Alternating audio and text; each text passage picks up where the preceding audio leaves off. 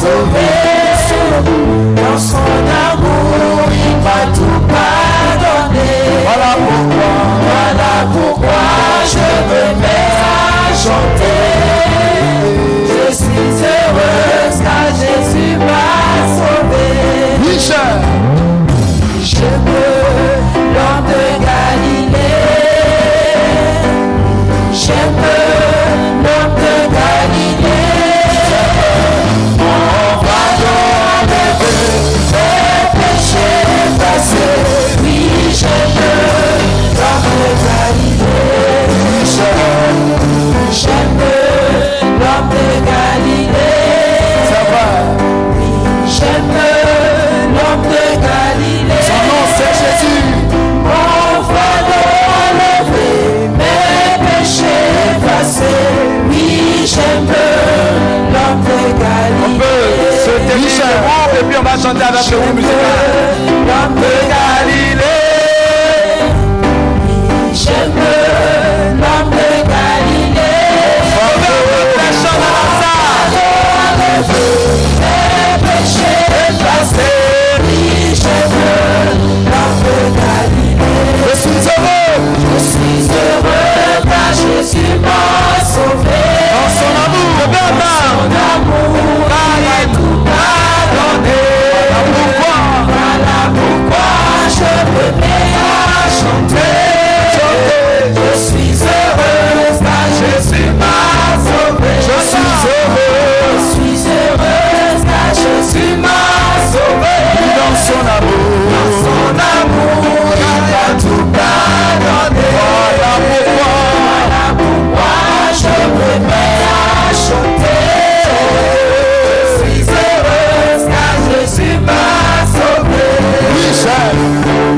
J'aime l'homme de Galilée. J'aime l'homme de Galilée. Mon fardeau enlevé, mes péchés effacés. Oui, j'aime l'homme de Galilée. Alléluia. Alléluia. Je n'entends pas les amens des démologues dans cette salle. Alléluia.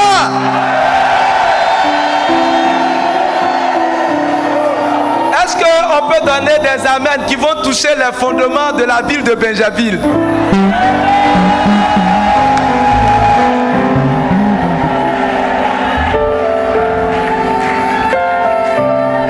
Alléluia.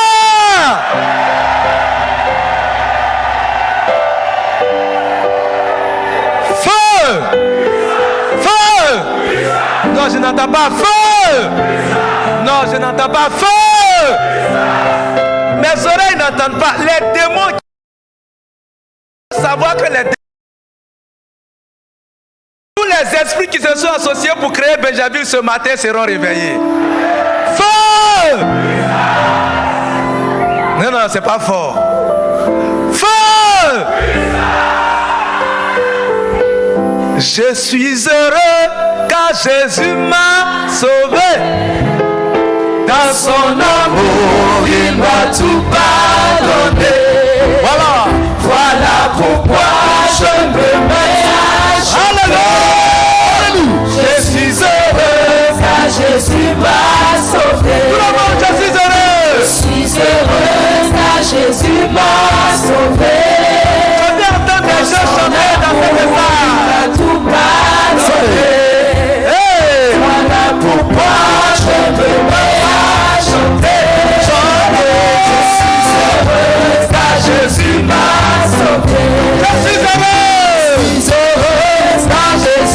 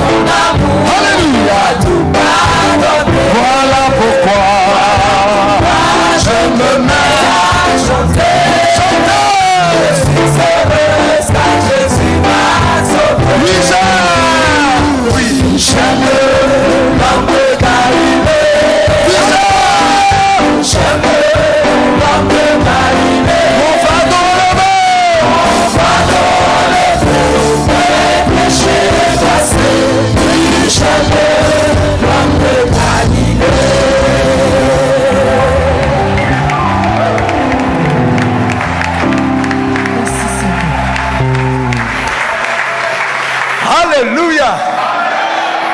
Est-ce que vous savez pourquoi je suis heureux? Vous ne savez pas. Je suis heureux parce que le moment est arrivé. Faut dire à ton frère, le moment est arrivé. Non, faut dire à ton frère, le moment est arrivé. Nous sommes dans la saison. Alléluia. J'attendais depuis 20 ans ce moment. Et aujourd'hui, ce moment est arrivé. C'est pour cela que je suis en train de danser. C'est pour cela que je suis content. C'est pour cela que ma joie, on ne peut pas mesurer. Si on mettait un thermomètre pour mesurer ma joie, vous n'allez jamais comprendre. Ça va briser le thermomètre. Alléluia. Je suis heureux d'être avec les démologues ce matin. Que le Seigneur te bénisse. Sois béni au nom de Jésus. Tu peux t'asseoir dans la paix du Seigneur. Alléluia. Mes frères, ce matin, dis à ton frère, tu vas bouger. Faut dire à ton frère, tu vas bouger. Et puis maintenant, quand tu as dit, toi-même, faut te parler. Faut dire, je vais bouger. Je n'entends pas. Je vais bouger. Alléluia. Il y a une parole dans la Bible qui me plaît. Dieu dit, lève-toi et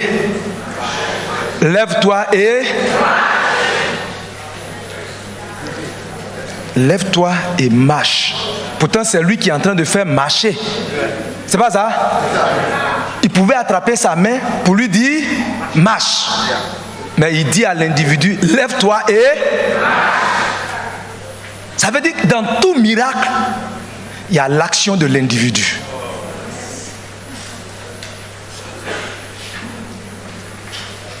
Dans tout miracle, il y a l'action de l'individu. C'est pour cela, quand le général est venu voir Élisée, il lui a dit, va te laver dans le Jourdain. Lui, il attendait que, comme nous on réfléchit habituellement là, on vient voir le prophète, on dit, ah, il y a un puissant prophète. Donc il attendait qu'il va venir mettre sa tête en bas du prophète. Et puis le prophète va mettre sa main sur sa tête et puis va commencer à prophétiser. Mais le prophète dit, va, lave-toi dans le... Il y a son action, il y a ce qu'il doit poser comme acte. Va, ta foi t'a... Il y a une action. Et c'est là que nous sommes arrivés maintenant. Alléluia. La puissance de la prière, c'est maintenant que tu vas commencer à comprendre. Pourquoi tu pries? Et qu'est-ce que cette prière-là, ça peut faire? Et comment elle doit révolutionner le monde? C'est là que nous sommes arrivés. Alléluia. C'est pour cela que je suis très heureux ce matin. Je voudrais dire merci au révérend, au général et toute son équipe de nous avoir associés à ce merveilleux moment. Tout son conseil, je vois beaucoup de visages que je connais très bien et des visages auxquels je suis étranger, mais je suis très heureux parce que Jésus m'a sauvé. Alléluia. Je disais à la Rivera 2 que là où moi je suis quitté là, c'est pas évident que j'arrive là où je suis arrivé aujourd'hui. Je ne sais pas si vous comprenez mon français là. C'est-à-dire qu'il n'y avait aucun élément indicateur qui pouvait projeter de là où je suis aujourd'hui. Que ce soit sur le plan financier, sur le plan familial, sur le plan relationnel, il n'y avait aucun indicateur. Tous les indicateurs étaient au rouge. Donc si moi, j'ai pu être là où je suis, il n'y a pas quelqu'un dans cette salle qui peut être excusé. Personne. Il n'y a pas de raison. Je suis heureux parce que je vois des gens, des visages. Ils m'ont connu à Koumassi. Je dormais au quartier d'Ivo. dans entrer coucher, c'est-à-dire pour aller me rendre visite là, tu vas enjamber l'eau de stagnation. C'est-à-dire quand on se lave là, l'eau là, il n'y a pas trou, il n'y a pas fosse septique où l'eau là rentre dedans. L'eau là, tout le monde met l'eau dehors. On dit quartier Divo. Comment Divo peut se déplacer à Abidjan?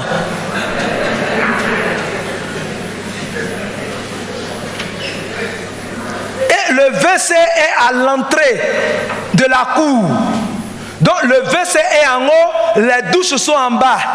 Donc si tu as le malheur de me dire, ah, assistant, j'ai allé pisser, je ne sais pas où j'ai été. Parce que quand tu rentres dans la douche, les asticots là, ça quitte dans le WC là et puis ça roule pour aller dans la douche.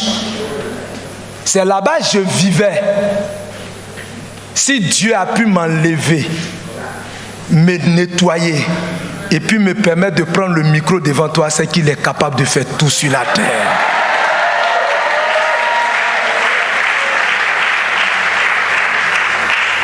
S'il a pu faire ça pour moi, j'étais au siège il y a 5 ans, il y a pratiquement 10 ans. J'ai intervenu et puis il y a un papa qui a dit non, c'est une grâce particulière Dieu t'a faite. J'ai dit tu vas mourir pauvre toute ta vie, même tous tes enfants, ils vont tous mourir pauvres. Parce que si c'est comme ça ton esprit conçoit que c'est une grâce que Dieu fait à des gens, c'est que toi tu vas mourir pauvre, tes enfants vont mourir pauvres.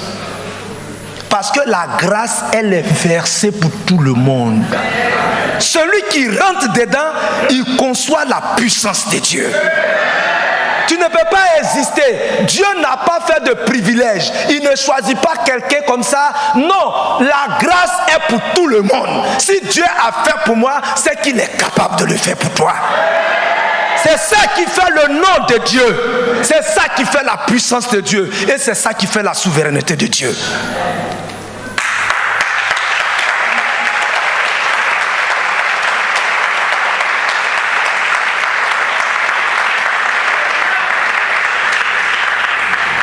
Pour cela, il faut qu'on arrive à comprendre les réalités de la parole de Dieu.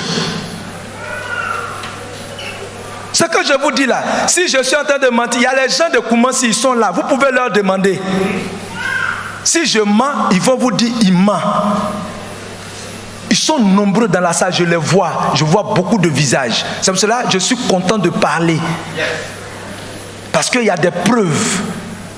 Voilà mon responsable des églises des maisons, zonal. Je dormais au bureau. J'avais mes parents. Je suis venu à Abidjan là. Je n'ai pas parents. J'ai mes parents qui étaient là. Mais je dors au salon. Donc je suis obligé d'aller dans mon bureau d'assistant pour étudier. Ils étaient avec moi tous les jours. Voilà Soroto. Tous les jours, on fait l'œuvre du Seigneur. Mais on étudie, on travaille, on bosse. Moi, je travaille à l'usine sur sa place. Je vais travailler la nuit. Et puis le matin, je monte dans le 13. Le bus 13, ça y est, au terminus cimetière de Koumassi. Je quitte à l'usine. Et puis le matin, j'ai mon sac, j'ai mon pantalon dedans. Et puis je monte dans le bus, je m'en vais au campus. Et je m'en vais travailler, je m'en vais étudier. Je n'ai pas repris une année. Qu'est-ce qui est impossible à Dieu? Ce qui est impossible à Dieu, c'est ce qui est impossible aux hommes. C'est-à-dire que le jour que tu dis ça, c'est impossible, alors Dieu rend ça impossible. Est-ce que tu comprends ce que je suis en train de dire ce matin? Est-ce que tu es en train de me suivre très bien? Si quelque chose devient impossible pour toi, ça devient impossible pour... Mais si ça devient impossible pour toi, si ça devient possible pour toi, ça devient possible pour Dieu. Tout est possible à celui qui... C'est comme ça. Tout est possible. Il faut dire possible. Je n'étais pas entendu. Possible. Parce que ce matin, tu vas rentrer dans la possibilité. Dieu va te permettre de rentrer dans une dimension. Ce n'est pas une affaire d'école, de diplôme. Il y a des gens, ils sont professeurs à l'université, mais ils louent maison. Ce n'est pas une affaire de diplôme. C'est pas une affaire de... Non, c'est pas de ça il est question. Mais c'est une affaire de foi en Jésus. C'est une affaire de foi. On est en train de parler de foi. L'après-midi, comme vos patrons ont souhaité, on aura des études pratiques. Ça, normalement, on enseigne dans les grandes écoles de commerce. Je disais ça aux évangélistes. Je dis, quand j'étais en train de préparer cette étude, l'Esprit m'a dit, c'est le moment. Il dit, c'est le moment est arrivé. Mais ce qui s'est passé à la salle des fêtes de Yamoussoukro, c'était époustouflant. Alléluia. Parce que je ne voulais pas, depuis longtemps, il y a les assemblées. Parce que ça, ce coup-là, si vous partez sur notre site, tout à l'heure, il disait GPE, là, gestion des politiques économiques. Ça, ce coup-là, que je vais vous présenter l'après-midi, là, en 3 semaines, on paye 1 500 000 par individu, par personne.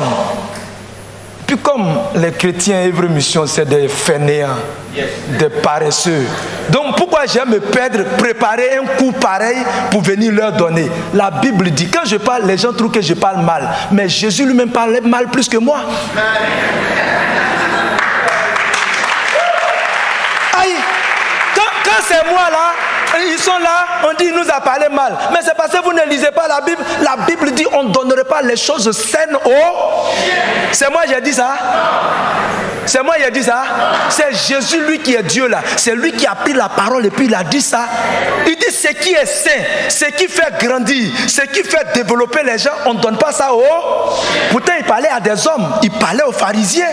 Ce n'est pas à des animaux qu'il était en train de parler. Il n'était pas dans un centre d'élevage de chiens. C'est-à-dire quand quelqu'un refuse de devenir un être humain, ça ne vaut pas la peine de lui donner des choses qui peuvent lui ouvrir l'esprit. Mais j'étais couché et puis l'esprit me dit, c'est le moment. C'est le moment. Je dis, dans 10 ans, vous n'allez plus connaître Œuvre Mission dans la Côte d'Ivoire. Alléluia! Le moment est à... Le moment est à... Parce qu'il sortira de l'église baptiste Œuvre Mission des milliardaires. Vous allez voir au sommet de cet état des enfants que vous avez formés, pour lesquels vous avez prié, qui seront en train de diriger ce pays. On va diriger, c'est le moment qui est arrivé. C'est le temps qui est arrivé. On ne peut pas avoir un réveil spirituel dans une nation et puis l'église laissée hors du développement économique. Ce n'est pas possible. En dehors de Dieu, en dehors de Jésus, montrez-moi une action qui a amorcé une pente de développement qui a réussi. Ça n'a pas existé. Et l'église qui est capable d'amorcer ce développement pour la Côte d'Ivoire, c'est l'église baptiste Œuvre Mission Internationale. Tu veux, faut croire. Tu veux, faut pas croire. Mais c'est la vérité. Alléluia. Et le moment est arrivé. C'est le moment qui est arrivé. Si aujourd'hui nos parents acceptent que nous les laïcs, on prenne la chair à des grandes conférences comme ça, c'est que le moment est arrivé. Si tu sors de là et puis tu retournes dans ta famille, tu t'en vas faire la même chose, c'est que toi tu es insensé. Tu ne mérites pas la confiance de Dieu. Tu ne mérites pas que Dieu te fasse confiance. Tu ne mérites pas d'avoir reçu le Saint-Esprit. Tu es un fils indigne qui ne mérite pas la confiance de son père. Si tu ne te donnes pas des objectifs de croissance, tu ne te donnes pas des objectifs de développement et que tu restes statu quo après ce séminaire, mon frère, si j'étais responsable, j'allais te déshabiller. Quand on dit déshabiller, c'est enlever la tenue de démologue sur toi.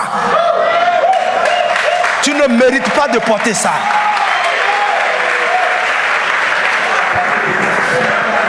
Est-ce qu'il y a des gens dans cette salle?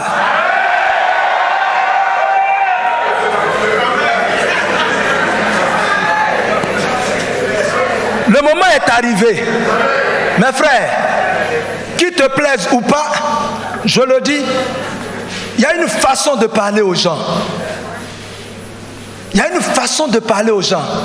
Et c'est la mission que Dieu m'a donnée. C'est moi ma mission. Et c'est ce que je fais.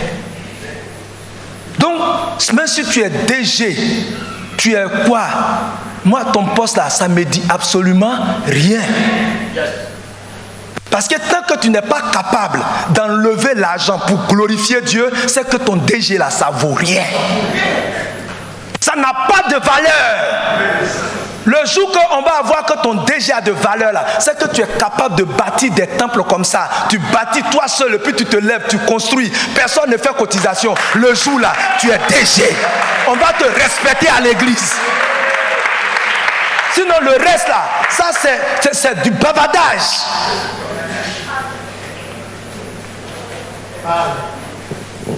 Alléluia. Ce matin, je voudrais qu'on passe à l'autre bord.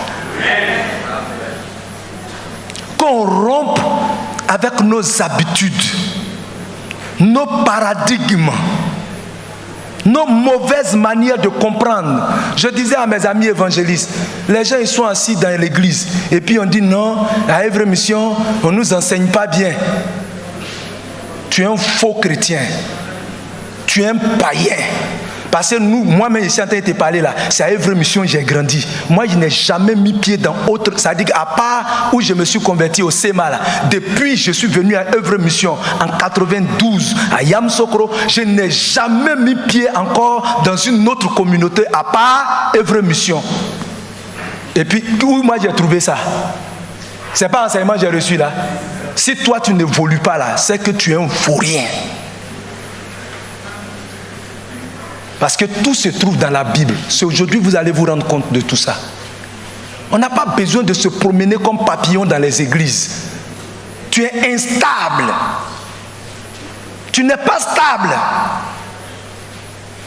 Ta vie est à la lumière de ta relation avec Dieu. Et je suis content parce que je suis avec les démologues. Ce qui fait fâcher là, c'est ce que vous allez entendre ce matin. Alléluia.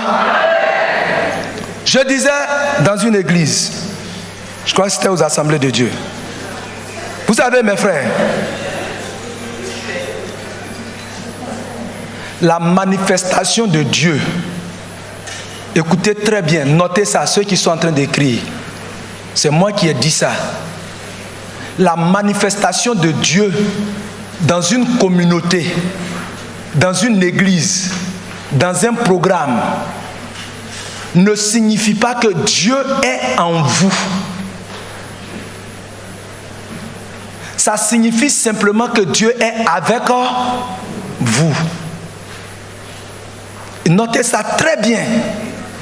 Vous allez voir la différence entre ce que je suis. C'est ça qui sera le thème principal de notre intervention ce matin. Et puis l'après-midi, on va faire plein pied dans l'entrepreneuriat. Parce qu'il faut d'abord balayer les esprits. C'est les esprits qui décident. C'est les esprits qui comprennent. Tant qu'on n'est pas arrivé à une certaine dimension de notre esprit, on ne verra pas. C'est pour cela Dieu, avant de bénir Abraham, il a fait sortir. Et puis il lui a dit, regarde, qu'est-ce que tu vois? Il dit, les étoiles. Il faut les compter. Il dit, je ne peux pas compter. Il dit, ainsi sera ta génération. Il faut voir. Il faut accepter que ton esprit voit. Quand moi j'étais à Koumassi et puis je leur disais que j'ai devenu député, les gens riaient. Quelqu'un qui dort au quartier d'Ivo et puis il parle comme ça. J'ai dit, j'ai habité dans une grande maison. Quand je leur dis, je vois l'avenir. Pourquoi je vois ça? Parce que je sais que Dieu ne ment pas. Il y a un temps pour souffrir et il y a un temps pour bénir. C'est ce qui est écrit dans la Bible. Il dit, celui qui va s'aimer avec des pleurs, celui qui va s'aimer avec des agitations, celui qui va s'aimer avec douleur, il y a un moment qui va venir où il va commencer à rire, où il va commencer à récolter. Mais quand au moment où il récolte, c'est avec des cris de joie. Mais toi tu es assis et puis tu ne veux pas souffrir. Toi tu veux toujours gagner. Tu ne veux pas qu'on parle sur toi. Tu veux ton indépendance. Mais tu ne peux pas avancer. l'histoire de la Bible nous raconte, tous ceux avec qui Dieu a travaillé, il les a formés. Dieu ne travaille pas avec les plaisantins, les fainéants, ceux qui sont habitués à la facilité, ceux qui passent tout leur temps dormis, qui passent leur temps à faire 8 heures de prière. Attendez, moi vous pensez que vous priez là, vous voulez fasciner qui? Tu veux fasciner qui? Dieu. Tu penses que c'est à cause de prière, Dieu t'exauce? C'est ça, je dis, tu vas comprendre ce matin. Alléluia. Dieu, ce n'est pas à cause de ta prière qui t'exauce. C'est à cause de son plan qui t'exauce. Il a un projet. Et c'est pour cela que la Bible dit, il cherche quelqu'un qui va se tenir à la... Pour faire quoi? Pour prier, pour atteindre son objectif. Donc si tu pries pour toi-même ton projet, ce n'est pas son problème. Lui, il a un plan. Ce plan-là, qui veut rentrer dedans? Il ne faut pas être distrait. Il ne faut pas être un spirit dans l'église. Il ne faut pas être un féticheur. Il faut être chrétien. Donc, je disais que quand nous sommes dans l'église, quand Dieu se manifeste au milieu de nous, ça ne veut pas dire que Dieu est en nous. Ça veut dire que Dieu est avec nous. Et c'est ce qui est écrit dans la Bible. Il dit, je serai avec... C'est pas ce qui est écrit? À mon nom. C'est le nom de Jésus que nous prononçons. À mon nom, vous allez faire quoi? Chasser les... Est-ce que c'est toi qui chasses les démons? C'est son nom qui est élevé. Et c'est ce nom qui chasse les démons. Ça ne veut pas dire que Dieu est en toi. Ça n'a aucun élément. Ça n'a aucun rapport. Il dit là où 2 ou 3 sont assemblés à mon... Je suis où ça? Au milieu. Je suis avec eux. Je suis au milieu d'eux. Mais il n'a pas dit je suis en eux. C'est pas ce qu'il a écrit? Donc il y a une différence entre avoir Dieu en toi et avoir Dieu au milieu de vous. Donc quand Dieu a une mission, il vient. C'est pour cela que vous allez vous lever, on met un programme, c'est le nom de Dieu qui est glorifié. C'est pour cela que les gens vont terrasser. Ça ne veut pas dire quand tu t'as prié pour quelqu'un, la personne est délivrée là. Ça ne veut pas dire que Dieu est en toi. Il n'y a aucun indicateur. Aujourd'hui, tu vas savoir, quand Dieu est en toi, qu'est-ce que ça doit impliquer? Alléluia. Ça, c'est lui son travail. Ce n'est pas ton travail. La preuve en est, Satan, il continue toujours de travailler. C'est Dieu qui fait ça. C'est lui qui opère ce miracle. Ce n'est pas toi. Donc les gens, ils s'enorgueillissent pour rien. L'histoire nous a montré Tel Osborne. Comment il s'appelle? Il y a un Américain qui avait son disciple. On dit qu'il était bouillant. C'est lui qui prie et puis les démons terrassent. Donc quand il y a les grands programmes comme les évangélistes, c'est lui qu'on invitait. Donc le jour là, quand ils ont organisé le programme, le gars il pense que c'est lui qui a quelque chose. Donc il dit, ah aujourd'hui là il va voir. Aujourd'hui là il va voir. Son ministère là, ça va prendre un coup. Et puis il n'est pas venu. Attends. Mais quand le programme a commencé, et puis le révérend a pris la parole, les gens ont commencé à terrasser dans la salle. Ce qui ne se faisait pas habituellement. Il est devenu un homme charismatique au même moment. Ce n'est pas toi qui fais, mais c'est Dieu qui fait. Il le fait pour son œuvre, il le fait pour son plan. Donc, que tu te taises, que tu parles, Dieu, il a l'objectif qui s'est fixé là, il va l'atteindre. Jésus a dit, si toi, homme, tu t'es tu, il va utiliser des pierres pour se glorifier. Il va utiliser. Donc tu n'as même pas à te glorifier pour ça. Mon frère, il faut que ce matin tu arrives à faire la différence entre Dieu est avec nous et Dieu est en nous. Ou Dieu est en moi. La Bible dit dans Apocalypse, je me tiens où ça? Et puis je fais quoi? Je frappe. Celui qui entend ma voix, il l'ouvre. Qu'est-ce que je vais faire? Je vais entrer chez lui. Je vais souper avec lui.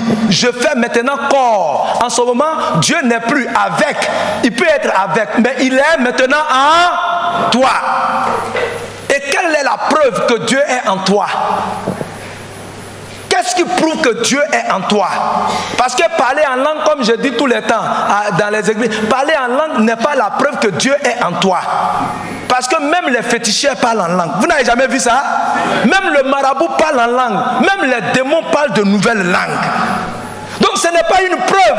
On dit Satan, il est l'imitateur. Les choses qui se passent au ciel là, il est capable d'imiter ça pour faire ça ici. Donc faire sortir le feu pour descendre là, Satan il sait faire ça aussi. Or, dans le livre de Psaume 82, verset 6, il dit, je vous ai créé comme des dieux. Et puis vous mourrez comme des hommes. Tu as une fois lu ça, non? Je vous ai créé comme des dieux. Et puis vous mourrez quoi? Comme des hommes ordinaires. Comment vous pouvez accepter ça? Comment tu peux être d'accord avec ça? Le islamiste, il était découragé. Je vous ai créé comme des dieux. Et puis vous mourrez comme des hommes ordinaires. Vous n'avez pas eu d'impact. Vous n'avez pas pu changer votre environnement. Je dis, et c'est ça qui va être l'introduction du cours sur l'entrepreneuriat. Et c'est ce que nous allons voir. Vous savez, dans la vie, tout est opportunité. C'est le cours de marketing que nous allons avoir l'après-midi. Ça, c'est quand on est dans les écoles HEC, c'est là qu'on donne ce cours. Mais ce matin, on va aborder et l'après-midi, vous allez voir. Et vous allez voir les résultats. Parce qu'il y a des éléments pratiques. On va faire des exercices pratiques. Vous allez voir comment on met ça en œuvre. C'est même pas compliqué. Alléluia. Vous voyez, tout est une question d'opportunité. Opportunité. Et j'interviens à l'Institut biblique chez nous ici et puis dans d'autres instituts bibliques. Quand j'aborde la stratégie marketing, je leur présente l'évangile comme une opportunité. Enfin, si tu n'as pas encore saisi ce positionnement épistémologique, c'est-à-dire que quand on est dans la science, écoutez, ne vous fâchez pas, hein, si vous ne comprenez pas le mot, vous écrivez. Et puis après, vous tapez sur Google et puis vous cherchez. Est-ce que ça c'est compliqué ça? Voilà. On dit, ah, il parle gros français. Mais je suis universitaire, donc c'est comme ça, c'est normal. Donc je me sens souvent un peu en amphi. Et puis maintenant je parle, mais ce n'est pas grave. Ne vous fâchez pas. Ce n'est pas une façon de vous... Non, c'est la même chose. Quand on dit positionnement épistémologique, ça veut dire que c'est ce sur quoi ta marche est fondée. Les sciences là, ils ont leur positionnement. Donc, c'est ce qui va agir sur ta démarche. Ça va agir sur ta démarche, sur la façon de fonctionner. Si les chrétiens pensent que c'est Dieu qui doit tout faire, donc ils vont dormir dans leur maison. Avant de chercher travail, il va aller prier. Oh Seigneur mon Dieu, je te demande pardon. C'est quel travail je vais faire? Seigneur, il faut ouvrir mon esprit. Seigneur, il faut être d'accord avec moi. Seigneur, il faut faire ceci. Comment il comprend ça? Il comprend qu'il ne peut rien faire. Ça veut dire que lui-même là, il n'est rien. Lui, Dieu l'a créé zéro. Lui, il est asticot. Il ne sait pas. Tant qu'on ne l'a pas poussé, il ne peut pas avancer. Et puis Dieu aussi, il est assis là-bas. Et puis il te regarde. Il dit, mais c'est quel enfant ça? Il est quitté où? Est-ce qu'il lit la Bible? J'étais avec les évangélistes l'année dernière. Et puis je leur ai dit ceci. Mes frères et sœurs, si tu comprends ton positionnement, tu vas commencer maintenant à changer ta manière de fonctionner, ta manière de marcher, ta manière de te conduire avec Dieu. Pourquoi? Le premier élément, notre positionnement, nous l'avons façonné en fonction de nos paradigmes sociaux. Ça dit quoi? Nos paradigmes, c'est nos conceptions. On est venu à l'église et puis on a créé des conceptions. Et ces différentes conceptions, c'est le premier point. Changement de paradigme. Écrivez. Donc le grand 1 de ce matin, changement de paradigme. La manière de fonctionner. La manière de réfléchir là, c'est ça qui doit d'abord changer. Ta manière de voir les choses là, parce que ça fait 20 ans, 30 ans, tu vois les choses autrement que la Bible te demande de voir. Donc c'est normal que tu sois là comme ça. Sinon c'est pas normal. Quelqu'un en qui Dieu habite, et puis il vit pendant 10 ans une vie. Et constamment il régresse. C'est que Dieu n'est pas en toi. Dieu n'est pas en toi. Parce que si Dieu est en toi, tu vas avoir un moment de difficulté. Ça, comme je le dis toujours, tu peux commencer dans Sikobois. Mais quand tu arrives à une position B, tu n'es pas possible de régresser pour venir à A. Ça, c'est pas possible. Quand tu arrives à B, peut-être tu vas passer des temps là. Et puis après, tu vas passer en C. Et puis après, tu vas passer en D. Et puis après, tu vas en E. Et puis après, comme Abraham Maslow l'a dit, tu vas aller maintenant au sommet de la pyramide. C'est ce que Dieu a dit. Il dit que tu prospères à tous égards. Mais il dit cette prospérité-là, c'est une prospérité aléatoire, c'est une prospérité subjacente. Ce n'est pas une prospérité originale, ce n'est pas elle qui tire. Parce que ta prospérité-là, ça doit être subconséquent de quelque chose, ça doit être lié. C'est comme un train, le wagon là, il ne peut pas fonctionner sans la locomotive. Donc, quand tu prospères à tous égards, comme prospère l'état de ton âme. Or, pour que ton âme prospère, il faut que Dieu habite en toi. Il faut que Dieu soit en toi. Les gens sont à l'église. Tu peux faire tes efforts. Dans ma main. Et puis Dieu n'est pas en toi. Tu peux avoir des révélations. Mais Dieu n'est pas en toi. Tu sais pas ça? Ah non, ils ne sont pas d'accord. J'ai dit, tu peux avoir révélation, mais Dieu n'est pas en toi. Tu as dit qui m'a révélé? Qui a fait la révélation à Pharaon? La révélation que Dieu a choisie pour faire le ministère de Joseph là. Qui a fait cette révélation à Pharaon? C'est qui? Dieu en Pharaon.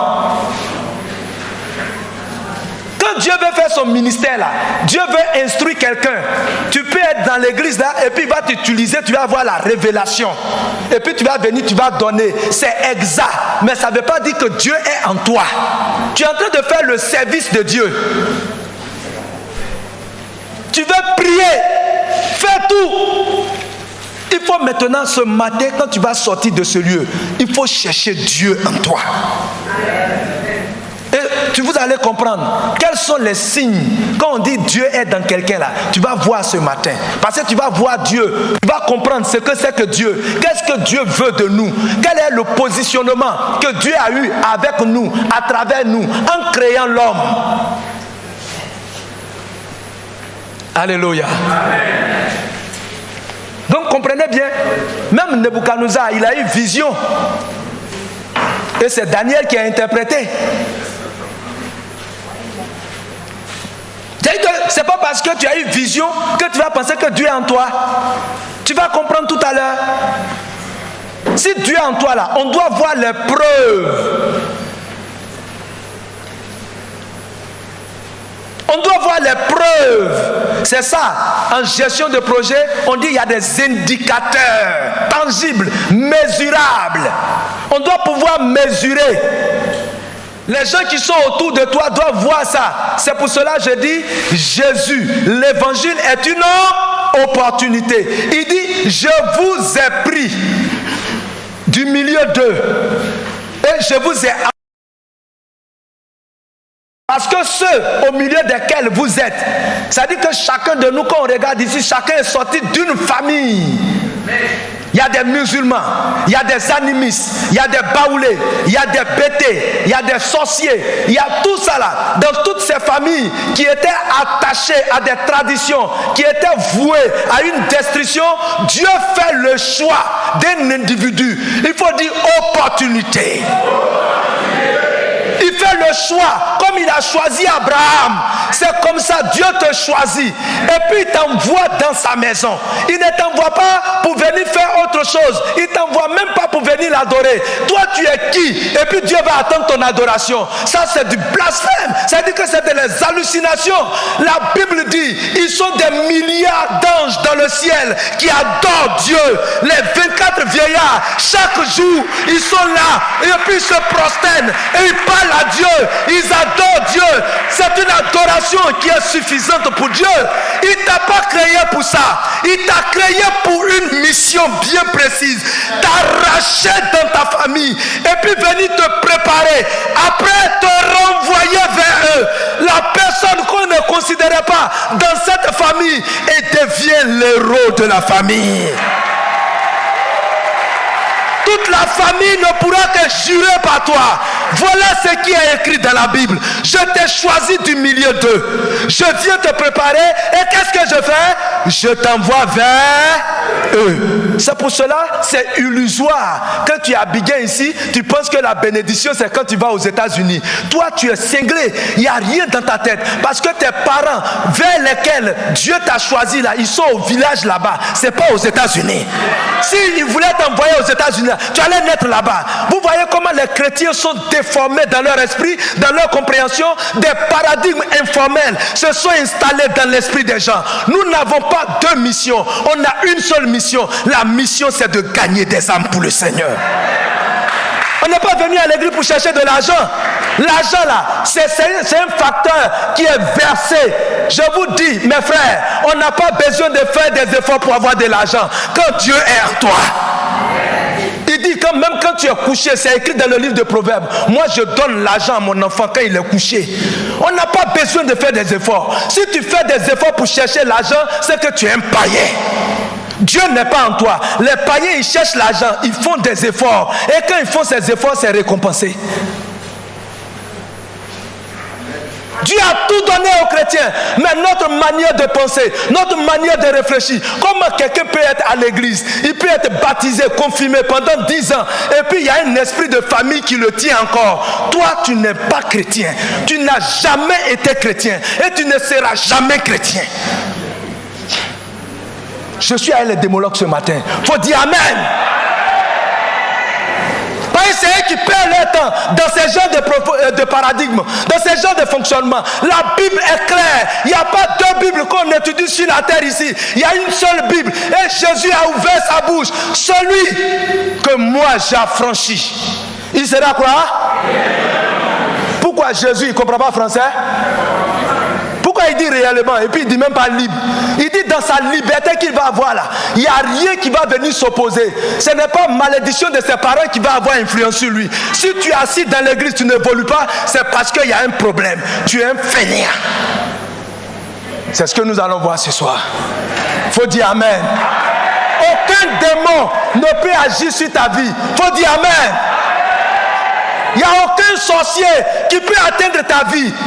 Si Jésus est en toi, il n'y a pas un esprit qui peut t'empêcher de réussir. Ce n'est pas un lien familial qui va t'empêcher de réussir. C'est que Jésus n'est pas en toi. Tu vas faire toi-même tes propres efforts. Jésus est la vérité.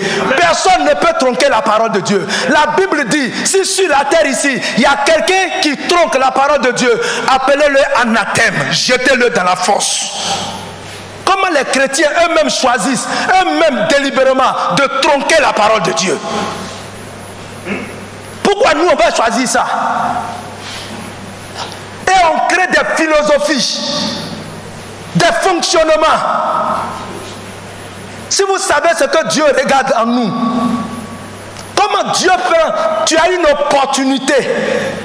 Voici des gens à qui Dieu donne l'opportunité. Vous savez ce qu'on appelle l'opportunité? Une opportunité de devenir enfant de Dieu. Et puis ils s'amusent avec ça.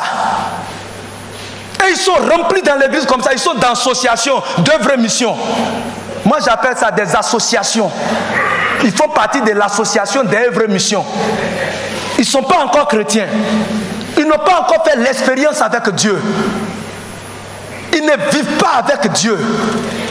Et comme Dieu se manifeste, ils ont l'impression que Dieu est en eux. Mais Dieu est avec vous. C'est son bon vouloir. Il est avec nous. Alléluia. Moi, je ne veux plus que Dieu soit avec nous. Il faut qu'il soit en moi. Il faut qu'il soit en nous. Alors quand nous sommes assis ici, c'est des petits dieux qui vont s'asseoir. Il y a 500 dieux qui sont assis ici. Et ils vont commencer à révolutionner la Côte d'Ivoire. Alléluia. Mes frères, le premier élément dans le changement de paradigme, c'est qu'il faut savoir pourquoi Dieu t'a créé. À chaque fois, quand je pose cette question, vous voulez, on peut faire l'exercice, hein? Passez le micro. On a du temps. Passez, c'est ça, non? Oui. On finit à quelle heure? Donnez-moi l'heure. Moi, dès qu'il est l'heure, hein? On arrête à midi. Ok. Il est 11h, 10h12. C'est ça, hein? C'est qu'on a du temps. On peut, voilà. Passez le micro. Et puis l'après-midi, on commence à quelle heure? À 14h. 14h30. 14h. Ok. Voilà. Parce que j'ai un rendez-vous d'affaires. Vous ne m'avez pas précisé votre planning. Donc, il faut passer le micro. Je pose la question. Pourquoi Dieu nous a créés? Toi, pourquoi tu as été créé? Qui veut répondre?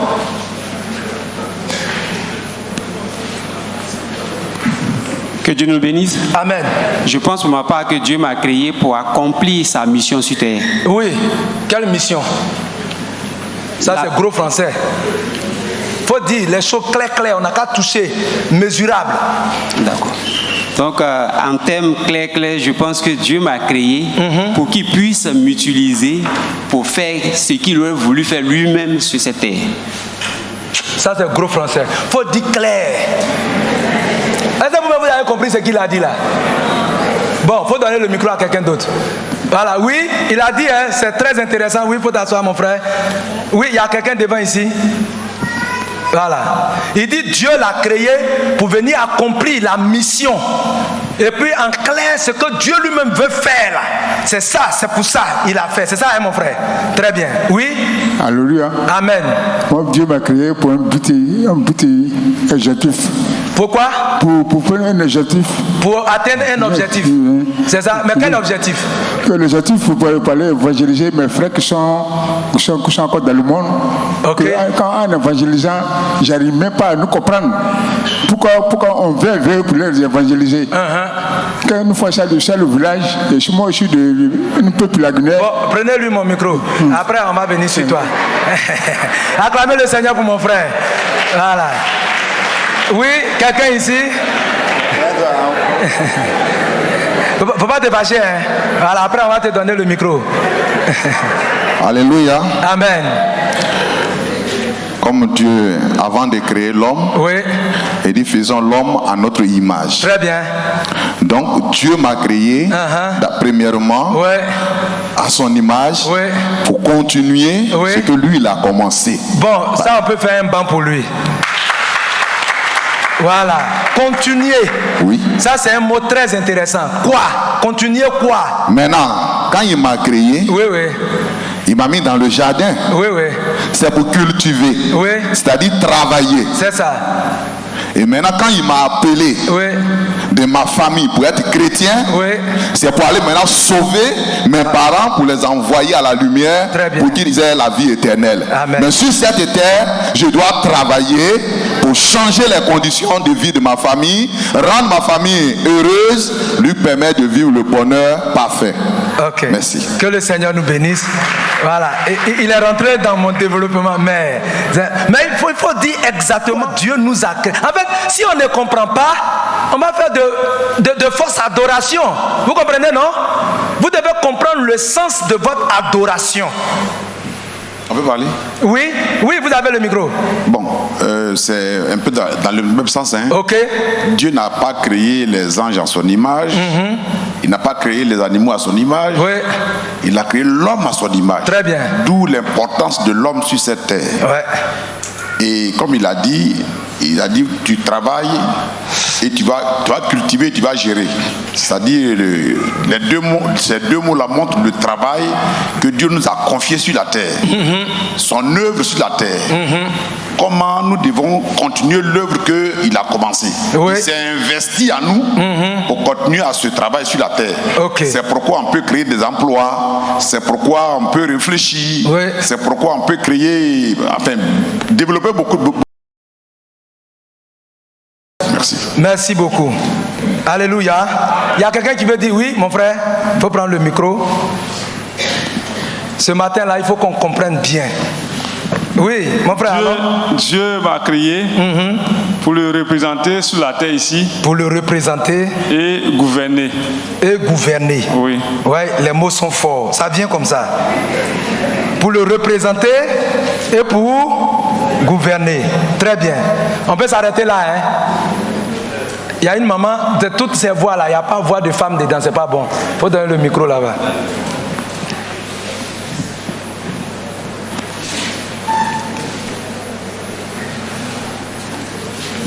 Que Dieu nous bénisse. Amen. Je pense que Dieu nous a créés pour que nous nous multiplions. Un, d'abord, se multiplier sur le côté conjugal. Oui. Deuxième, Dieu t'a choisi dans ta famille pour que tout le membre de ta famille soit converti. Très bien. Ton village soit converti par toi. Ouais. Je pense que c'est un peu ça. Merci beaucoup. Que Dieu nous bénisse. Vous voyez, bon, oui, il faut donner le micro à mon frère. Peut-être on va atteindre. Alors, j'aimerais ajouter une chose sur ce qu'elle a dit. Ok. Dans un premier temps, d'abord, c'est pour multiplier. Oui. Mais le Seigneur a dit, créons l'homme, la femme, allez-y, multipliez-vous et dominez. Ouais. La domination est importante. Très bien. Voilà, quand on se multiplie, il faut dominer. Dominer sur les créatures, les animaux et sur tout ce que le Seigneur a mis à notre disposition. Que le Seigneur nous bénisse. Donc, voici un peu le fond de nos idées. Ce que nous disons se trouve dans la Bible. La Bible dit, au premier jour, dans le livre de Genèse, Dieu a commencé par la création des cieux. La terre était informe et vide. Il y avait des ténèbres à la surface de l'abîme et l'Esprit de Dieu se mouvait au-dessus des eaux. C'est-à-dire que l'Esprit de Dieu se déplaçait. Quand vous allez suivre très bien la suite dans le livre de Genèse chapitre 3, vous allez voir que le mouvement de Dieu n'est qu'un mouvement de vent qu'on essaie de voir. Et c'est pour cela, quand Moïse s'est levé et puis il dit je veux te voir, c'était des vents qu'on a vus. On dit l'Éternel Dieu se mouvait, il se déplaçait, il faisait les choses. Donc, et puis il a commencé à créer les différents règnes. Et vous les connaissez très bien, le règne minéral, le règne animal, le règne végétal, le règne humain, le règne astral, le règne angélique, et puis maintenant le règne céleste. Les différents règnes ont été créés. Et c'est normalement le règne humain qui est venu à la fin, à la dernière position. On dit au 6e jour. Quand il a fini de créer, il a fini de se manifester avec les anges. Parce qu'il y a des gens qui ne savent pas que Satan a chuté avant le 6e jour. Satan là, il s'est rébellé à Dieu avant le 6e jour. Avant la création de l'homme là, Satan s'était déjà rébellé à Dieu. Vous ne savez pas ça, hein? Voilà. Donc en réalité, si tu comprends bien, Dieu a créé l'homme pour se venger contre Satan. Tout ce que tu es en train de raconter là, il faut bien comprendre. Il a créé l'homme pour se venger contre Satan. C'est pour cela qu'en créant l'homme là, il a pris le temps. Il dit quoi? Créons l'homme à notre image. À notre image. Parce que j'ai créé des anges. Mais quand vous arrivez devant là-bas, quand David était en train de parler, il dit, oh, qui est l'homme pour que tu prennes tant soin de lui? Tu l'as créé de peu inférieur aux anges. Mais il les a rendus supérieurs. Dieu les a rendus supérieurs. Il a créé de peu inférieur, mais dans son action, comme le frère, les uns et les autres ont dit, dans son action, il devient supérieur. Sinon, en réalité, Satan, il a peur de qui? Tu penses que c'est à cause de toi? Non. Mais Dieu t'a créé pour que tu puisses dire à Satan que tu t'es rebellé contre Dieu, non? Parce que ça fait mal à Satan de te voir, toi. C'est toi que Dieu prend pour venir habiter en lui. C'est ça qui fait mal à Satan. Sinon, il n'y a pas autre chose. Pourquoi Satan est tant fâché pour détruire l'être humain? Pourquoi il est tant fâché? Pourquoi il est aussi fâché? Parce que quand il s'est rebellé au ciel, là, on ne peut plus créer des anges. Cette fonction-là, elle était déjà révolue. C'est comme, je dis quelque chose de un peu méchant, quelqu'un il a fait peut-être 3 enfants, et puis il dit je ne fais plus enfant. Vous comprenez bien, non? Le ciel est créé, les anges sont déjà créés, l'adoration de Dieu, elle est parfaite. La Bible dit, celui qui conduisait cette adoration, qui faisait la gloire du ciel là, il s'appelait Lucifer, l'ange de lumière. Quand il chante, la terre tremblait, les nuages se remuaient. Il était quelqu'un de beau, de joli. Oh, Dieu l'a créé d'une merveille extraordinaire. Il s'est investi en lui. Et puis un matin, son cœur s'est levé contre Dieu. Donc tu dis tu as fait 3 enfants, tu dis tu ne fais plus enfant. Et puis parmi ça, il y a un de tes enfants qui meurt. Les 3 là. Oh, ta femme peut faire encore enfant. Est-ce que tu vas t'arrêter? Tu vas essayer encore de faire un. Alléluia. Donc tu as été créé pour venir te substituer à Satan sur la terre ici. Parce que c'est lui qui était le gardien. La Bible dit il était le gardien. Vous savez ce qu'on appelle gardien là? Il avait l'autorisation de donner à mon frère là. Tu peux voir Dieu aujourd'hui. De tous les anges. Quand on dit gardien, c'est pas ça? C'est lui qui était à la porte de Dieu. C'est lui qui dit que toi, tu peux voir Dieu aujourd'hui. C'est lui qui donne l'autorisation, les tickets d'accès.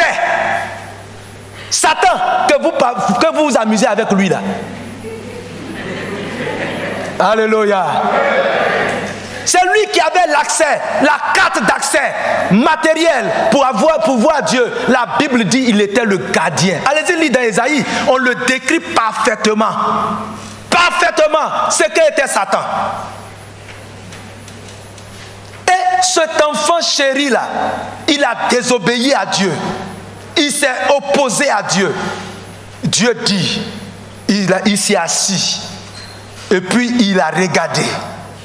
Il dit, mais pour l'humilier, pour montrer à Satan qu'il ne vaut rien. Est-ce que vous suivez très bien? Pour montrer à Satan qu'il n'est rien, que c'est lui Dieu qui l'a créé là. Il va prendre la terre, poussière, pour donner de la valeur et qui va venir le dominer. Est-ce que tu comprends ça? Alléluia. Il dit, si je crée un ange lustre, parce que les anges, ils peuvent traverser le mur, ils peuvent faire ceci. Si je prends encore des anges pour venir, il va dire, oh, j'ai utilisé mon pouvoir supérieur. C'est pas ça?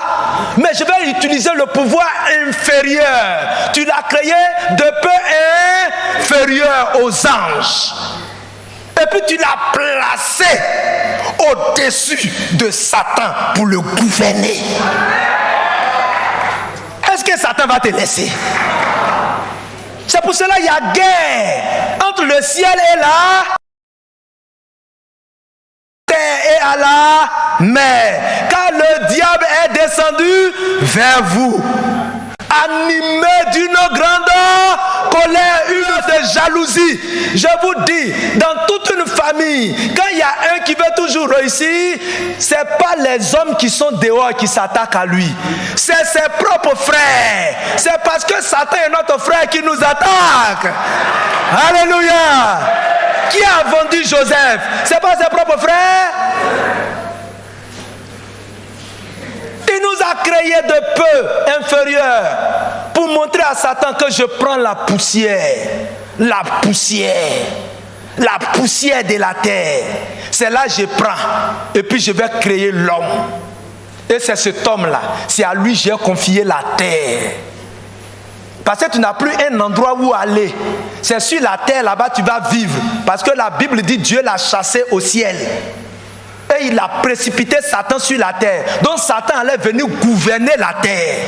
Il allait venir créer son royaume. C'est pour cela, comme on ne peut pas aller au fond de l'eau, il a son royaume en bas de l'eau. Le royaume de Satan, ça y est en bas de l'eau là-bas. Vous ne savez pas ça?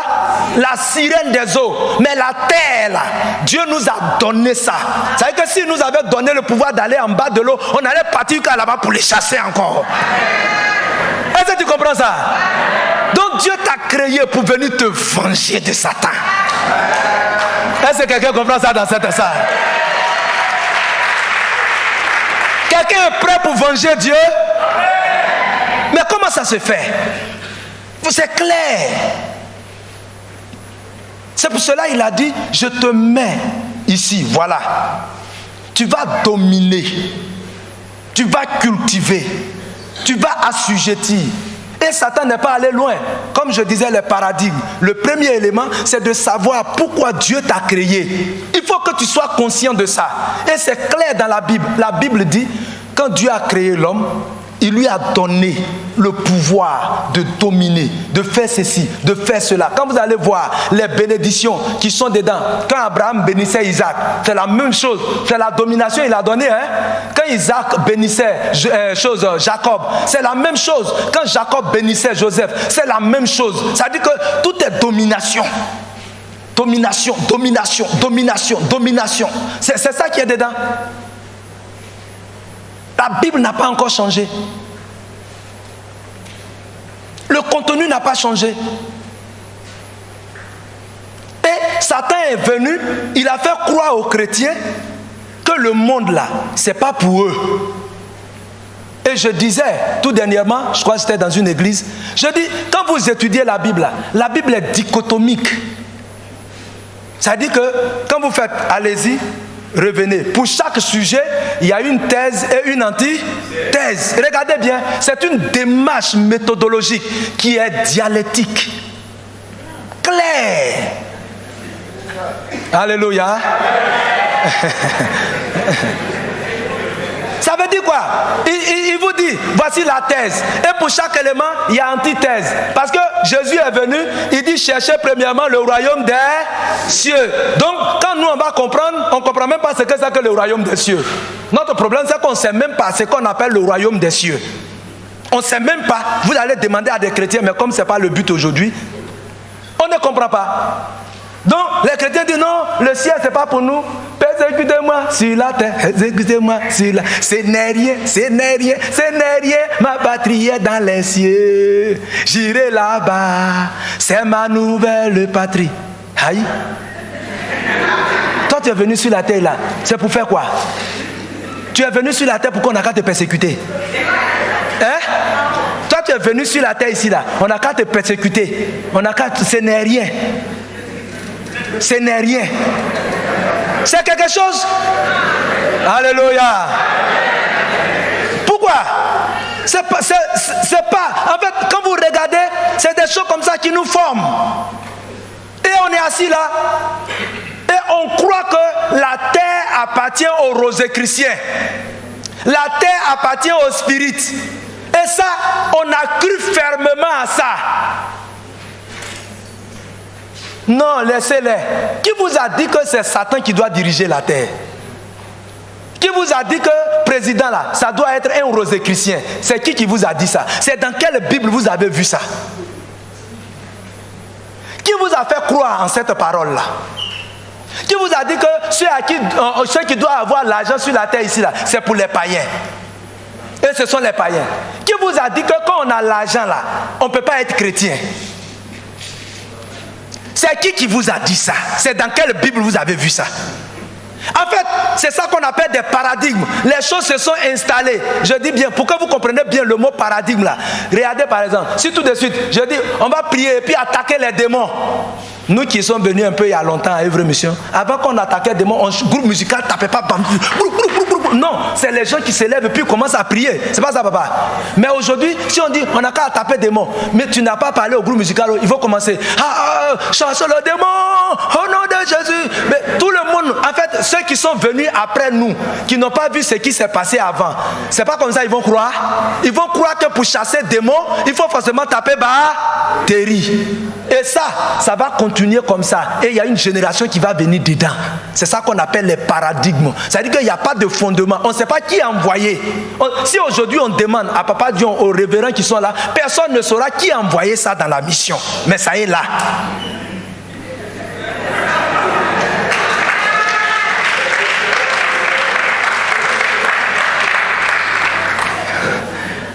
Alléluia. Alléluia. Voilà, c'est ce qu'on appelle les paradigmes. Donc ça veut dire quoi? Ça veut dire que la pensée pour dire qu'on doit avoir l'argent ou on ne doit pas avoir l'argent là. On ne sait pas qui a envoyé dans l'église. Aujourd'hui, on ne sait pas qui. Tu vas demander, on ne sait pas.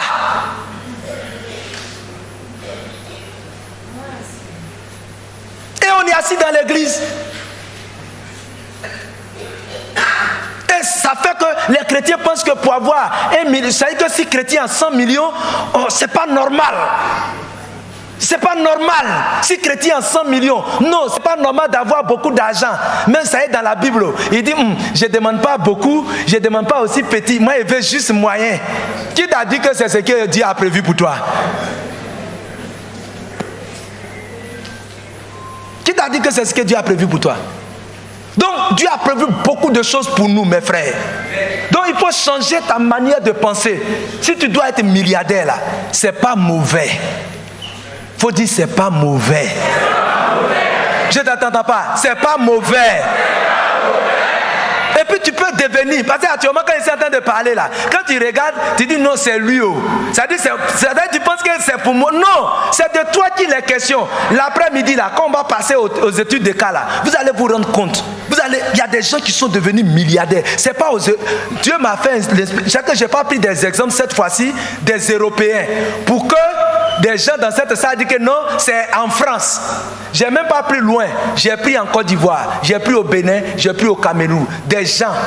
Et puis j'ai pris des gens qui ne sont même pas allés à l'école, qui ne savent même pas parler français, mais qui sont devenus milliardaires. En Côte d'Ivoire ici, je ne suis pas allé loin. Ils ne savent pas parler français.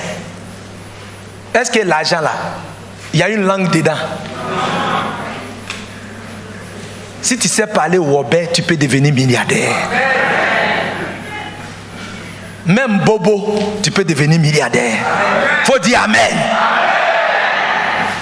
Tu as le droit d'être milliardaire. Si tu n'arrives pas, c'est toi qui es le problème. Alléluia. Alléluia. Donc Dieu, il crée l'homme pour venir se venger. Pour que vous compreniez très bien cette vengeance-là, ça va se passer dans le livre de Job. La Bible dit, le livre de Job est un livre poétique. Vous savez ce qu'on appelle poétique là, non? C'est que c'est une histoire qu'on raconte sous une forme. Les gens veulent chercher à trouver où Job était. Est-ce que Job... On dit c'est un poème. Ça dit que c'est l'image. On décrit une image réelle par des faits. Et la Bible dit, Satan est quitté sur la terre. Il est allé se promener. Et les anges étaient en réunion au ciel. Et Satan est venu, il s'est positionné. Il lui demande, tu es quitté où? Il dit, mais ici, aller me promener. C'est pas ce que tu fais habituellement. C'est ce que tu fais. Je suis allé me promener sur la terre. Il dit, est-ce que tu as vu mon serviteur? Qui a posé la question? Vous voyez bien. l'homme même n'était même pas encore créé. On n'avait même pas encore créé l'homme. Est-ce que tu as vu mon serviteur Job? Il dit, mais Job, je l'ai vu. C'est un gars qui était prospère. C'est un gars qui est riche. Il a tout ce qu'il veut. Mais c'est parce que tu lui as donné... Vous ne suivez pas bien? C'est parce que tu lui as donné tout. Tout ce qu'il n'a besoin de rien. Tout ce qu'il veut là, il a ça. Si quelqu'un, tu lui donnes tout comme ça, est-ce que tu peux dire que cette personne-là, elle est sérieuse, elle est honnête? Il a tout. Il dit, aïe, tu vas lui a donné tout. C'est parce qu'il me ressemble. C'est parce que c'est un de moi. C'est quelqu'un à qui je peux faire confiance. Il dit, enlève un peu ce qui est à côté de lui là. Tu vas voir comment il va devenir. Alléluia. Le conflit a déjà commencé. Le poème décrit. C'est pour dire que si tu viens sur la terre, Satan ne va jamais te laisser. Tu as déjà tout à ta disposition. Satan ne va jamais te laisser. Ce récit poétique-là, ça dépeint chaque jour notre vie. Regardez toute l'histoire. Tout à l'heure, je vais vous donner 2-3 exemples. Vous allez bien comprendre. Et puis, Dieu dit, mais il faut le toucher. Mais tu ne peux pas toucher à sa vie. Tout ce que tu veux là, il faut faire. Mais sa vie là, tu ne peux pas toucher à ça. Parce que la vie là, c'est moi je donne. C'est pour cela que moi j'ai honte. Quand dans l'église, on dit non, il y a sorcier. Et puis sorcier, les démologues ont peur de sorcier. C'est les démologues même qui prophétisent qu'il y a sorcier dans l'église. Toi, est-ce que toi tu es normal? Tu n'es pas normal. Moi, je n'ai pas peur de sorcier. Parce que ma vie là, c'est Dieu qui tient ça. Il n'y a aucun sorcier où il est né là, il ne peut rien faire avec toi. J'étais encore en 5e. On a une maman chez nous au village. J'étais quitté au collège et puis je suis arrivé. Le soir, elle est venue. Elle dit, église où tu vas là, il faut continuer à partir là-bas. Elle dit, c'est toi qui m'as envoyé là-bas. Alléluia. C'est toi qui m'as envoyé là-bas. Moi, je sais pourquoi je suis allé là-bas. Donc, c'est toi qui as besoin de continuer d'aller là-bas. Tout ce que vous allez faire là, vous allez échouer. Toi, tu as peur de sorcier. Pourquoi? Dieu dit, Satan n'a qu'à tout faire, mais il ne peut pas toucher à ton âme. S'il veut là, il n'a qu'à t'appauvrir, comme je le disais tout à l'heure, te faire souffrir. Mes frères, je vous dis, moi, je suis quitté au village. Quand j'ai eu le bac là, mon père m'a donné 22 000 francs pour venir à Abidjan. Le diable là, il ne peut pas te laisser. Il ne faut pas croire que Satan va te laisser. 22 000 francs, 10 000 francs avec 2 000 francs, 1000 francs, 1000 francs, 2. Et puis je suis passé à Yamsokro, j'ai pris ma collante avec mes affaires et je suis venu à Abidjan. Mais en venant, il m'a dit, que tu te souviens? J'ai dit oui papa. En 3e, quand j'étais en 3e, quand j'ai eu le BPC, il a fait sortir 300 000 francs à l'époque au village. Et puis il a donné à ma tante qui est à Abidjan ici. Il dit, il faut aller garder ça en banque. Même si on a intérêt un peu. Parce que ma tante est venue lui expliquer que quand on garde l'argent en banque, il y a intérêt. Donc, ce qui est sûr, il faut aller. Et il a donné. Pourtant, il préparait, moi, mon avenir. Un vieux planteur, cultivateur. Donc, quand j'ai eu le bac, c'est là qu'il m'a donné les 22 000 francs. Il faut aller dire à ta tante, elle n'a qu'à te donner l'argent que je lui ai donné pour garder. N'a qu'à te donner 100 000 francs, tu vas commencer à faire tes courses. Si ça ne suffit pas, tu vas venir me voir, on va voir comment compléter. Mes frères, quand j'arrive à Abidjan, j'appelle ma tante pour dire, parce que quand il donnait, j'étais là. Ce n'est pas derrière moi, il m'a fait asseoir, moi et ma tante, ou ma tante et moi. J'ai dit, papa m'a dit, l'argent il t'a donné tant là. Il dit de me donner 100 000 francs pour faire mes papiers et tout ça. Elle me dit, mais est-ce que c'est ton argent? Pourquoi lui-même, il n'est pas venu, il n'a pas envoyé quelqu'un pour venir me dire? Il a dit, c'est un problème. Papa, il n'est pas encore mort. Donc, il faut envoyer commission chez lui là-bas. Et puis, tu vas voir si c'est ce que je dis là. Si c'est vrai ou bien c'est faux. Elle est fâchée. Oh, elle a bouffé là. C'est fini.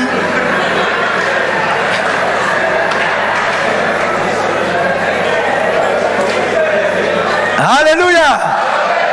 Elle a bouffé là. Elle a fini de... Donc, sa réaction est normale. Il n'y a plus l'argent. Elle a bouffé l'argent. Elle a mangé. Satan sait que le petit qui vient là, il va révolutionner. Donc, je me retrouve en en première année à l'université avec 22 000 francs. Je fais comment? Je vais faire comment pour vivre? Il y avait des bourses auxquelles on a postulé. Je n'ai pas pu parce que je n'avais pas l'argent pour faire mes dossiers. Il faut aller faire aide maçon pour chercher à gagner un peu d'argent pour payer billet d'avion. Satan pense que ça peut décourager. Satan, si c'est moi, oh. Est-ce que tu peux dire ça? Est-ce que tu peux dire ça? Allons-y. Satan, si c'est moi, oh, décourage-toi. Satan, si c'est moi, oh, décourage-toi. Satan, si c'est moi, oh, décourage-toi. Satan, si c'est moi, oh, décourage-toi. Oh démon, si c'est moi, oh, décourage-toi. Oui, Satan, si c'est moi, oh, décourage-toi. Oh sorcier, si c'est moi, oh, décourage-toi. Satan, si c'est moi, oh, décourage-toi. S'il s'agit de ma famille, oh, décourage-toi. S'il s'agit de mes enfants, décourage-toi. Oh Satan, si c'est moi, oh, décourage-toi. Satan, si c'est moi, oh, décourage-toi. On peut acclamer très fort le Seigneur.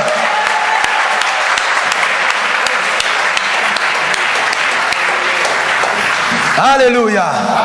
S'il s'agit de moi, Satan, il faut te décourager. Comme Job pouvait le dire. Et Job reste constant dans sa relation. Donc, je vous montre déjà en tant qu'individu comment il agit. Parce que ça, si c'était toi, tu allais retourner au village. Tu allais dire non, c'est plus possible. Tu allais abandonner. Tu allais abandonner. Et je savais que mon père n'avait plus d'argent. Parce qu'il est tombé malade pendant près de 10 ans. Donc, il faut continuer. Il faut trouver les stratégies. Il faut avancer. Satan va trouver tous les moyens pour te décourager, pour te désorienter. Le commerce que tu fais là, il va se mettre dedans. Il va te dire ça ne va pas avancer. Et puis tu vas te décourager.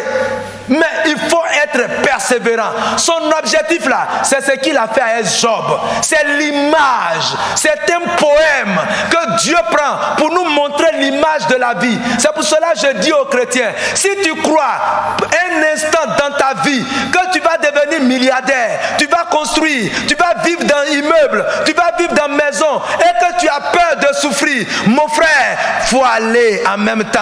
Tu vas creuser ta tombe et puis tu vas te coucher, on va fermer la terre sur toi. Parce que tu ne veux pas vivre sur la terre ici. C'est déjà écrit. Dieu dit, c'est-à-dire que le diable va t'oppresser, il va t'appuyer, il va te réduire à néant, il va t'avilir, il va t'exposer, tu vas faire honte, les gens vont venir se moquer de toi, tu vas perdre même, si tu n'es pas vraiment attaché à Dieu, tu vas même perdre la foi. Mais Dieu dit, la fin là, elle sera glorieuse. Alléluia. Il dit la gloire de Job, elle est devenue plus grande que la première. C'est-à-dire que ce que toi, la terre que Dieu t'a montré pour venir glorifier, si tu arrives à tenir bon et à montrer que tu es attaché à Dieu, à dire à Satan, toi tu t'es rébellé à Dieu, mais moi je reste soumis à Dieu, je veux rester attaché à Dieu, connecté à Dieu, Dieu va te venger. Et c'est l'Éternel qui va te venger. C'est pour cela qu'il dit, ne craignez rien. À moi là. Comment Dieu peut dire ça? C'est pour cela qu'on ne réfléchit pas, on ne lit pas la Bible. À moi là. Vengeance. Est-ce que tu as fait quelque chose et puis Dieu va dire à moi la vengeance? Il dit à moi là. Parce que Satan, je vous ai créé pour me venger. C'est moi, je vais vous venger. Si vous arrivez à me venger, et j'ai vu dans le livre de Psaume, oh le jour là j'ai pleuré, il dit Dieu dit j'aime ceux qui, c'est comme ça c'est écrit hein.